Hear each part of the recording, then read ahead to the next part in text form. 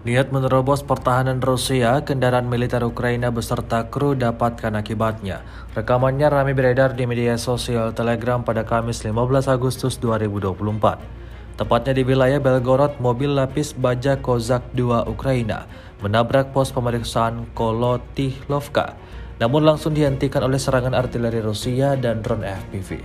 Serangan tepat sasaran timbulkan kebakaran pada kendaraan lapis baja angkatan bersenjata Ukraina dengan pasukan pendarat. Upaya personel militer Ukraina selanjutnya untuk menerobos Kolotilovka berakhir dengan kegagalan.